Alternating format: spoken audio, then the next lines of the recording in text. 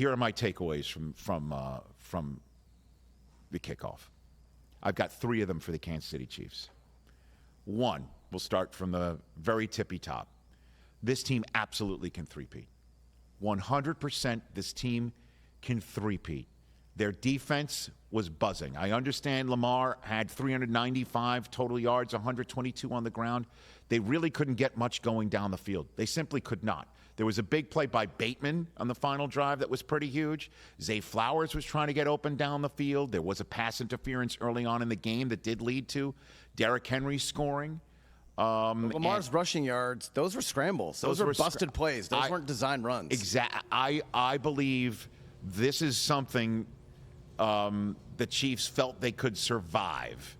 Just kind of pen him in and make sure he doesn't bust anything for 30, 40, 50 yards down the field when he's running. The Chiefs' defense looked really good last night. Mm-hmm. And in that regard, there is a Hall of Famer on this team few people talk about. His name's Chris Jones. Yeah. That guy's going to the Hall of Fame. Yeah. He just affects the game from that position. And with Aaron Donald now gone, he's the best in the position, hands down, in the NFL.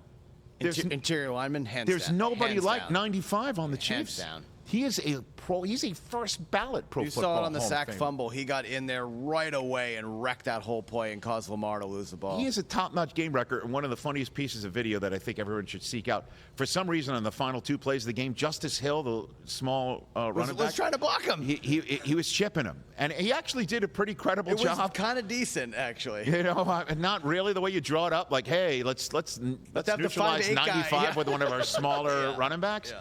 But 95, man. That guy is as good as they gets. And so this is where they can absolutely three-peat. There's a Hall of Famer that nobody's talking about on this team, first ballot, and his name is Chris Jones. And here's another one. This shouldn't surprise anybody. But the Kansas City Chiefs really know what to do with the fastest man in the history that's got to come. Yeah. Did that surprise you? No. Did that surprise you that Xavier Worthy's first touch as a professional football player in a regular season game is an end-around 21-yarder that he just scoots right into the end zone with Creed Humphrey leading the way, blocking multiple people and multiple levels? By the way, dude, wearing number 1, and then he runs one in, and then he catches one for a touchdown later on in the game. Multiple touchdowns, one on the ground, one in the air from Xavier Worthy, which is another reason why I'm saying that the Chiefs can absolutely three-peat. They didn't have Hollywood Brown last night. Yeah. They did not have Hollywood Brown last night. Now, they did have Juju Smith-Schuster, who had one knocked out of his hands. Yeah. That would have set him up inside the 3. Yep. But again, and Ravens fans and Cardinals fans can sit here and say, well, Hollywood Brown is only on the Chiefs because he didn't do it here. He didn't do it with us.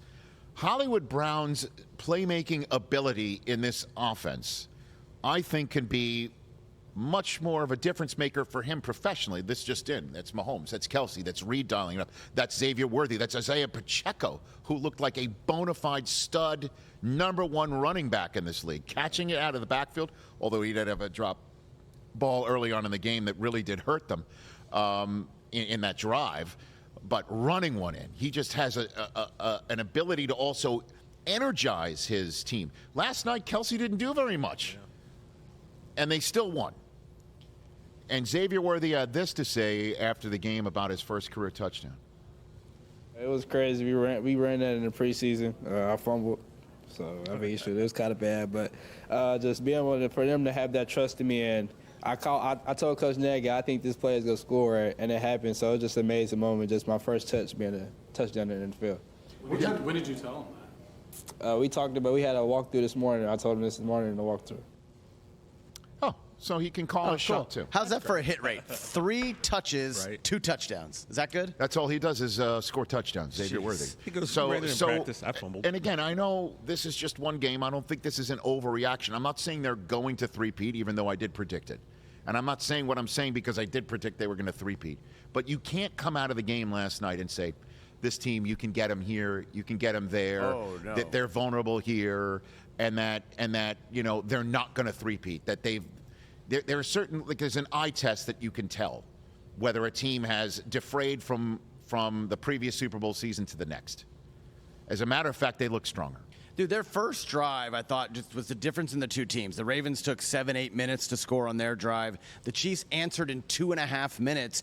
Tom Pelissero said it during the preseason. Fast. They might be the fastest team in the NFL. And we were like, what? What about Miami? No. Chiefs are faster. We saw it last night. Rashee Rice is a serious problem for defenses. And then you throw in what Worthy can. I know that was a busted coverage on his touchdown, but, dude, he's untouched when he gets the ball. Yeah. Rashee Rice, I'm glad you mentioned, because I had yet to. Clearly stepping up from last year. Yeah. And Pacheco, I think, stepping up from last year. Looks elevated. That Gray, Watson, other guys like that. Yeah. So they can absolutely three-peat. That's the main takeaway from last night's game here in Arrowhead for the Chiefs. Catch the Rich Eisen Show every single day on the Roku channel, 12 to 3 Eastern, for free.